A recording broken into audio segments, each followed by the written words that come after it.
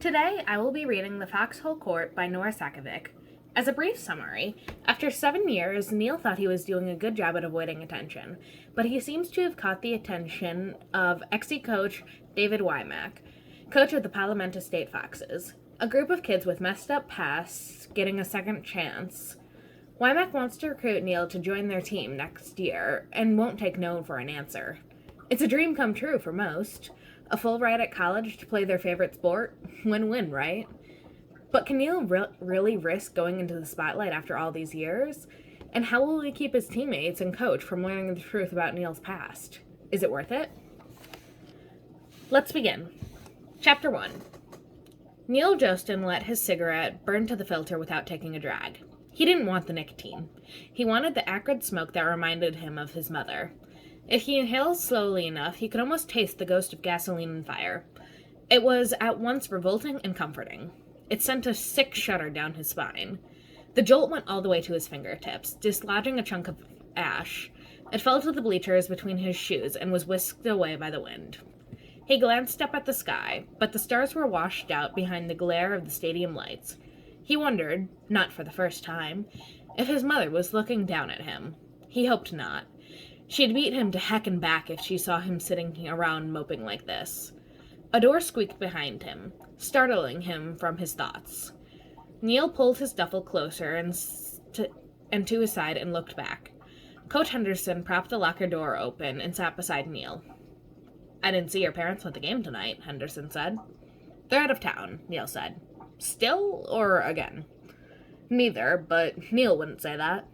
He knew his teachers and coach were tired of hearing the same excuse any time they asked for his parents, but it was as easy of a lie as it was overused.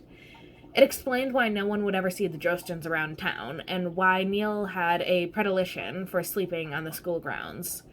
It wasn't that he didn't have a place to live. It was more that his living situation wasn't legal.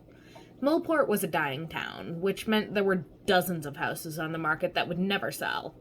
He appropriated one last summer in a quiet neighborhood populated mostly by senior citizens. The neighbors rarely left the comfort of their couches and daily soaps, but every time he came and went, he risked getting spotted. If people realized that he had been squatting, they'd start asking difficult questions. It was easier to break into the locker room and sleep there. Why Henderson let him get away with it, and didn't notify the authorities, Neil didn't know. He thought best not to ask. Henderson held out his hand. Neil passed him the cigarette and watched as Henderson grounded into the concrete steps. The coach flicked a crumpled butt aside and turned to face Neil. "I thought they'd make an exception tonight," he said. "No one knew it would be the last game," Neil said, looking at the court. Millport's loss tonight booted them out of the state championships 2 games from the finals. So close, but too far. The season was over, just like that. A crew was already dismantling the court, unhinging the plexiglass walls and rolling out astroturf over the hard floor. When they'd be done, it'd be a soccer field again. There'd be nothing left of Exie until next fall. Neil felt sick watching it happen, but he couldn't look away. Exie was a violent sport. An evolved sort of lacrosse on a soccer-sized court with the violence of ice hockey. And Neil loved every part of it, from its speed to its aggression. It was one piece of his childhood he'd never be able to let go. "I'll call them later with the score," he said, because Henderson was still watching him. They didn't miss much. "Not yet, maybe," Henderson said. "There's someone here to see you." To someone who'd spent half of his life outrunning the past, they were words from a nightmare. Neil leaped to his feet and slung his bag over his shoulder, but the scuff of shoes behind him told he was too late to escape. Neil twisted to see a large stranger standing in the locker room doorway. The man wore showed-off sleeves of tribal flame tattoos. One hand was stuffed into his jean pocket, the other held a thick file. His stance was casual, but the look in his brown eyes was intent. Neil didn't recognize him, which meant he wasn't local. Millport boasted fewer than 900 residents. This was a place where everyone knew everyone's business. That ingrained nosiness made things uncomfortable for Neil and all his secrets, but he hoped the use of the small-town mentality as a shield. Gossip around an outsider should have reached him before the stranger did. Millport had failed him. "I don't know you," Neil said. He's from a university, Henderson said. He came to see you play tonight. Bullcrap, Neil said. No one recruits from Millport. No one knows where it is. There is a thing called a map, the stranger said. You might have heard of it? Henderson sent him a warning look and got to his feet. He's here because I sent him your file. He put a note out saying he was short on a striker, and I figured it was worth a shot. I didn't tell you because I didn't know if anything would come of it, and I didn't want you to get your hopes up. Neil stared at him. You did what? I tried contacting your parents when he asked for a face-to-face tonight, but they haven't returned my messages. You said they'd try to make it. They did, Neil said. They couldn't. I can't wait for them, the stranger said, coming down to stand beside Henderson. It's stupid late in the season for me to be here, I know, but I had some technical difficulties with my last recruit. Coach Henderson said you still haven't chosen a school for fall. Works out perfectly, doesn't it? I need a striker sub, and you need a team. All you have to do is sign the dotted line, and you're mine for 5 years. It took Neil 2 tries to find his voice. You can't be serious. Very serious and very out of time, the man said. He tossed his file onto the bleacher where Neil had been sitting. Neil's name was scrawled across the top in black marker. Neil thought about flipping through the folder, but what was the point? This man the coach had researched so carefully wasn't real and wouldn't exist much longer. In 5 weeks, Neil would graduate, and in 6, he'd be somewhere else, very far away from here. It didn't matter how much he liked being Neil Jostin. He'd stayed here too long as it was. Neil should be used to this by now. He'd spent the last 8 years on the run, spinning lie after lie to leave a twisted trail behind him. 22 names stood between him and the truth, and he knew what would happen if anyone finally connected the dots. Signing with a college team meant more than standing still. It meant stepping into the spotlight. Prison couldn't hold his father for long, and Neil wouldn't survive another rematch with him. The math was simple, but that didn't make it any easier. The contract was a one-way ticket to the future, something Neil could never have, and he wanted so badly he ached. For a blinding moment, he hated himself for ever trying out for Millport's team. He'd known better than to step on the court. His mother told him he'd never play again. She warned him to obsess from distance, and he disobeyed her. What else was he supposed to do? He'd run aground in Millport after her death because he didn't know how to go on without her. The only thing it was the only thing left to him that was real. Now that he'd had a taste, he didn't know how to walk away from it. Please go away, he said. It's a bit sudden, but I really do need an answer tonight. The committee has been hounding me on this since Janie got locked up. Neil's stomach hit his shoes at the name. He snapped his gaze away from the folder to the coach's face. Foxes, he said. Palomento State University. This man, who Neil now knew to be Coach Wymack, looked surprised at how quickly he'd put things together. I guess you saw the news. Technical difficulties, he'd said. It was a nice way of saying their last recruit, Janie Smalls, tried to kill herself. Last Neil heard, the girl was on suicide watch in the psychiatric ward.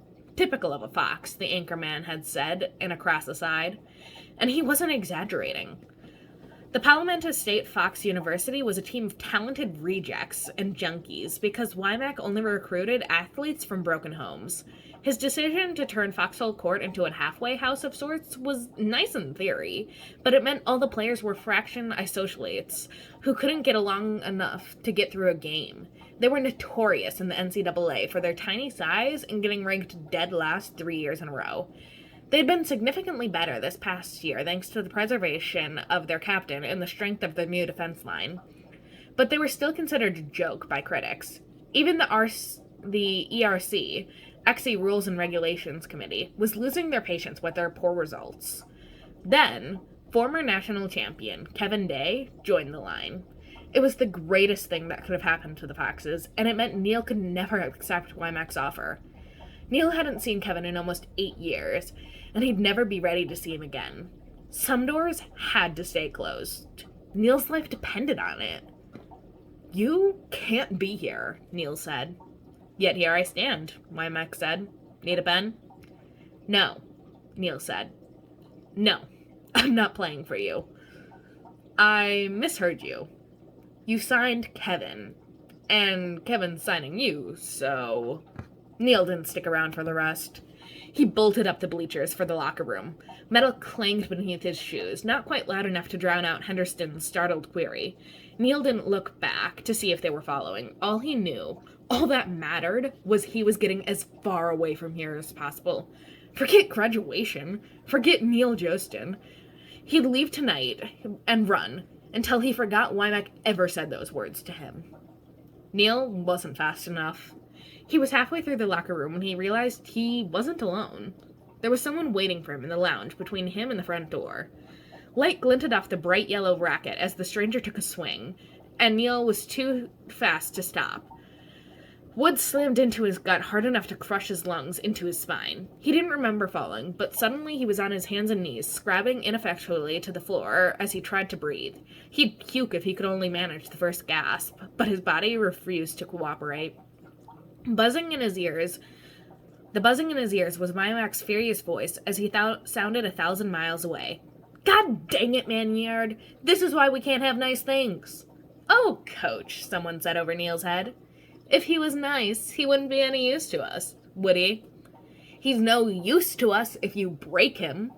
Would you rather I let him go? Put a Band-Aid on him and he'll be good as new. The world crackled black, then came back into too sharp focus as air finally hit Neil's tortured lungs. Neil inhaled so sharply he choked. An every racking cough threatened to shake him apart. He wrapped his arms around his middle to hold himself together, and slanted a furious look toward his assailant. Wymack already used the man's name, but Neil didn't need it. He'd seen the face in too many newspaper clippings not to know him. Andrew Minyard didn't look like much in person. Blonde and 5 feet even, but Neil knew better. Andrew was the Foxes' freshman goalkeeper and their deadliest investment.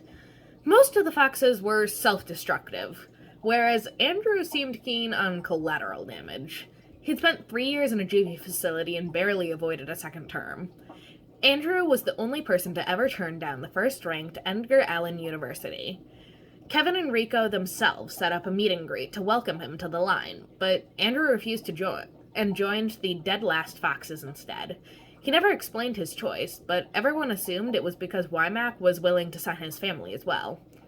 Andrew's twin, Aaron, and their cousin, Nicholas Hemmick, joined the line the same year. Whatever the reason, Andrew was blamed for Kevin's recent transfer. Kevin played for Edgar Allan Ravens until he broke his dominant hand in a skiing accident this past December. An injury like that cost him his college contract, and he should have recuperated where he'd been with his former team's support. Instead, he moved to Palamento to be Wymack's informal assistant coach. 3 weeks ago, he'd officially signed the next year's starting lineup.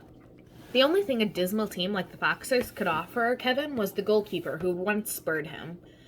Neil had spent the spring digging up everything he could on Andrew, wanting to see what man had caught Kevin's eye. Meeting Andrew face to face was as disorienting as it was painful. Andrew smiled down on him and tapped 2 fingers on his temple like a salute. Better luck next time. Screw you, Neil said. Whose racket did you steal? Borrow. Andrew tossed it at Neil. Here you go. Neil, Henderson said, catching up Neil by the arm to help him up. Jesus, are you all right? Andrew's a bit raw on manners, Wymack said, coming around to stand between Neil and Andrew. Andrew had no problem reading the silent warning. He threw his hands up in an exaggerated shrug and retreated to give Neil more room. Wymack watched him go before looking Neil over. You break anything? Neil pressed careful hands to his ribs and breathed, feeling the way his muscles screamed in protest. He'd fractured enough bones to know he'd gotten lucky this time. I'm fine, Coach. I'm leaving. Let me go. We're not done, Wymack said. Coach Wymack, Henderson started. Wymack didn't let him finish. Give us a second. Henderson looked from Wymack to Neil, then let go. I'll be out back. Neil listened to the footsteps as he left. There was a rattle as he kicked the door prop out of its spot, and the back door swung closed, with an agonizing creak. Neil waited for the click before speaking again. I already gave you my answer. I won't sign with you. You didn't listen to my whole offer, Wymack said. I paid 3 people to come out to see you. The least you could do is give me 5 minutes. Don't you think? The blood left Neil's face so fast, the world tilted. He took a stumbling step back from Wymack, a desperate search for balance and room to breathe. His duffel bag banged against his hip, and he knotted a hand around its strap, needing something to hold on to. You didn't bring him here. Wymack stared at him. Is that a problem? Neil couldn't tell him the truth, so he said, I'm not good enough to play on the same court as a champion. True, but irrelevant, a new voice said, and Neil stopped breathing. He knew better than to turn around, but he was already moving. He should have guessed when he saw Andrew here, but he hadn't wanted to think it. There was no reason for a goalkeeper to meet a potential striker. Andrew was only here because Kevin Day never went anywhere alone. Kevin was sitting on top of the entertainment center along the back wall. He'd pushed the TV off to one side so he could give himself some room and covered the space around him with papers. He'd watched the entire spectacle, and judging by the cool look on his face, he was unimpressed by Neil's reaction. It had been years since Neil stood in the same room as Kevin. Years since they'd watched Neil's father cut a screaming man into 100 bloody pieces. Neil knew Kevin's face as well as he knew his own, the consequence of watching Kevin grow up from the public eye from thousands or more miles away. Everything about him was different. Everything was the same, from his dark hair to his green eyes to the black number 2 tattooed onto his left cheekbone. Neil saw the number and wanted to retch. Kevin had that number back then, too. He had been too young to have it done permanently. Instead, he and his adopted brother, Rico Moriyama, wrote the numbers 1 and 2 on their faces with black markers, tracing them over and over any time they started to fade. Neil didn't understand it then, but Kevin and Rico were aiming for the stars. They were going to be famous. They'd promised him. They were right. They had professional teams and played for the Ravens. Last year, they were inducted into the national team, the U.S. court. They were champions, and Neil was just a jumble of lies and dead ends. Neil knew Kevin couldn't recognize him. It'd been too long. They'd grown up a world apart. Neil had further disguised his looks with dark hair dye and brown contacts. But why else would Kevin Day be looking for him? Number Class I schools wouldn't stoop so low. Not even the Foxes. Neil's record said he'd only been playing XC for a year. He'd been careful to act like a know-nothing this year, even loading up and lugging around how-to books last fall. It was easy to pretend at first, since he hadn't picked up a racket in 8 years. The fact that he was playing a different position now than he'd played in Little League helped, since he had to relearn the game from a new perspective, but he'd had an inevitable and unavoidable learning curve. But he'd still fought hard not to shine. Had he slipped? Had it been too obvious that his past experience he wasn't talking about? How had he caught Kevin's eye despite his best attempts to stay hidden? If it was so easy for Kevin, what sort of beacon was he sending to his father's people? What are you doing here? He asked through numb lips. Why were you leaving? Kevin asked. I asked you first. Coach already answered that question, Kevin said, a tad impatiently. We were waiting for you to sign the contract. Now stop wasting our time. No, Neil said. There are thousands of strikers who jump at the chance to play with you. Why don't you bother them? We saw their files, Wymack said. We chose you. I won't play with Kevin. You will, Kevin said. Wymack shrugged at Neil. You may have not noticed, but we're not leaving until you say yes. Kevin says we have to have you, and he's right. We should have thrown away your coach's letter the second we opened it, Kevin said. Your file is deplorable, and I don't want someone with your inexperience on our court. It goes against everything we're trying to do with the Foxes this year. Fortunately for you, your coach knew better than to send us your statistics. He sent us a tape so we could see you in action. You play like you have nothing less to lose. His inexperience. If Kevin remembered him, he'd known that file was a lie. He'd know about Neil's Little League teams. He'd remembered the scrimmage interrupted by that man's murder. That's why, Neil said quietly. That's the only kind of striker worth playing with. Relief made Neil sick to his stomach. Kevin didn't recognize him, and this was just a horrible coincidence. Maybe it was the world's way of showing him what could have happened if he stayed in the same place for too long. Next time, it might not be Kevin. Next time, it might be his father. It actually works in our favor that you're all the way out here, Wymack said. No one outside of our team and the school board knows we're even here. We don't want your face all over the news this summer. We've got too much to deal with right now, and we don't want to drag you into that mess until you're safe and settled at campus. There's a confidentiality clause in your contract. It says you can't tell anyone you're ours until the season starts in August.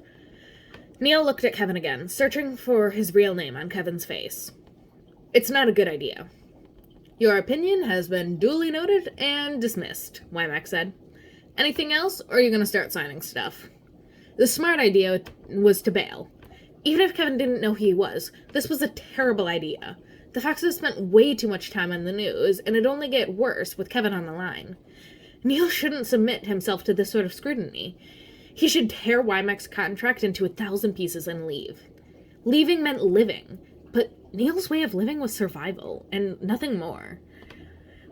New names and new places, and never looking back. It was packing up and going as soon as he started to feel settled. This last year, without his mother at his side, it meant he'd being completely alone and adrift. He didn't know if he was ready for that.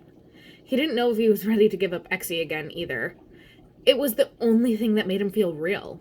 Wymack's contract was permission to keep playing, and a chance to pretend at being normal a little longer. Wymack said it was for 5 years, but Neil didn't have to stay that long. He could duck and run whenever he pleased. Couldn't he? He looked at Kevin again. Kevin didn't recognize him, but maybe some part of him remembered the boy he'd met so many years ago. Neil's past was locked in Kevin's memories. It was proof he existed, same as this game they both played. Kevin was proof Neil was real. Maybe Kevin was the best chance Neil had in knowing when to leave again. If he lived, practiced, and played with Kevin, he'd know when Kevin started to get suspicious. The second Kevin started asking questions or looking at him funny, Neil would split. Well, Wymack said. Survival instincts warded the need and twisted into an almost deliberating panic. I have to talk to my mother, Neil said, because he didn't know what else to say. What for? Wymack asked. You're legal, aren't you? Your file says you're 19. Neil was 18, but he wasn't gonna contradict what his forged papers said. I still need to ask. She'll be happy for you. Maybe, Neil agreed quietly, knowing it was a lie. If his mother knew he was even considering this, she'd be furious. It was probably a good thing she'd never know, but Neil didn't think good was supposed to be like a knife in your chest. I'll talk to her tonight.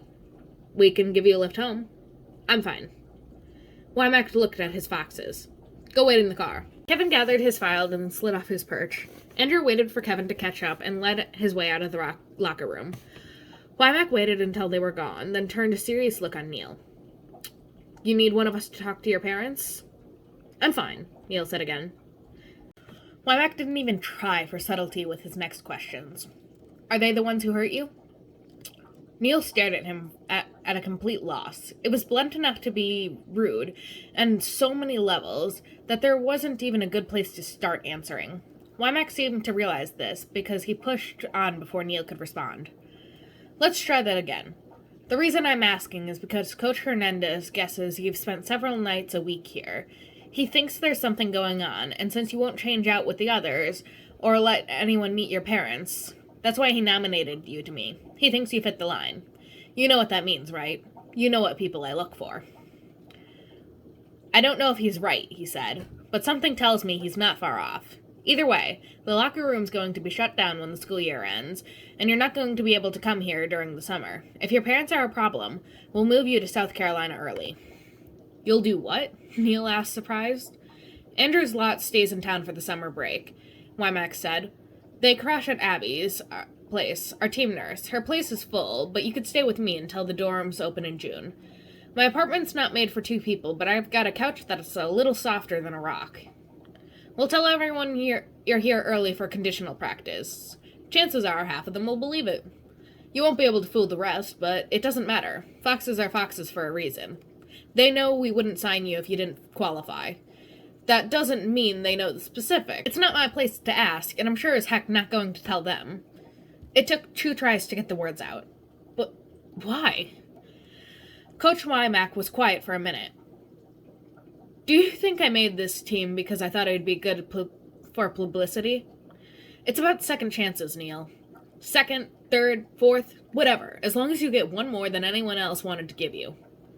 Neil had heard Wymack referred to as an idealistic idiot by more than one person, but it was hard to listen to him and not believe he was sincere. Neil was torn between incredulity and disdain. Why Wymack set himself up for disappointment time and time again, Neil didn't know. Neil would have given up on the Foxes years ago. Wymack gave him a second to think before asking again. Are your parents going to be a problem?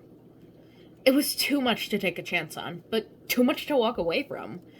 It hurt him when he nodded, but it hurt more to see that tired look that settled in Wymack's eyes. It wasn't the pity he thought he could see from Hernandez from time to time, but something familiar that said Wymack understood what it cost to be Neil. He knew what it was like to have to fight to wake up every morning and keep moving every day. Neil doubted the man could really understand, but even that tiny bit was more than he'd gotten in his whole life. Neil had to look away. Your graduation ceremony is May 11th, according to your coach, Wymack said at length. We'll have someone pick you up from Upstate Regional Airport Friday the 12th. Neil almost pointed out that he hadn't agreed to anything yet, but the words died in his throat as he realized he was going. Keep the papers tonight, Wymack offered, pushing the folder towards Neil again. This time, Neil took it. Your coach can fax the signed copies to me on Monday. Welcome to the line. Thank you seemed appropriate, but Neil couldn't quite manage it. Wymack didn't wait long for a response before going to search for Hernandez. The back door banged shut behind him, and Neil's nerves broke. He ran for the bathroom and just made it to the stall in time to dry heave into the toilet. He could imagine his mother's rage if she knew what he was doing. He remembered too well the savage yank on his hair. After years spent trying to keep moving and hidden, now he was going to destroy their hard work. She would never forgive him for this, and he knew it, and that did nothing to help the clenching feeling in his gut. I'm sorry, he gasped out between wet coughs. I'm sorry. He stumbled over to the sinks to rinse out his mouth and stared at himself in the mirrors that hung above him. With black hair and brown eyes, he looked plain and average. No one to notice in a crowd. No one to stick in one's memory. That's what he wanted. But he wondered if he could hold it up against the news cameras. He grimaced a little at his reflection and leaned closer to the mirror, tugging at his hair to check the roots. They were dark enough that he relaxed and leaned back a bit. University, he said quietly. It sounded like a dream, and it tasted like torture. He unzipped his duffel bag enough to put Wymack's paperwork away. When he returned to the main room, the 2 coaches were waiting for him. Neil said nothing to them, but went past them to the door. Andrew opened the back door of Hernandez's SUV when Neil passed, and gave Neil a knowing, taunting smile. Too good to play with us? Too good to ride with us? Neil flicked him a cool look and sped up to a jog.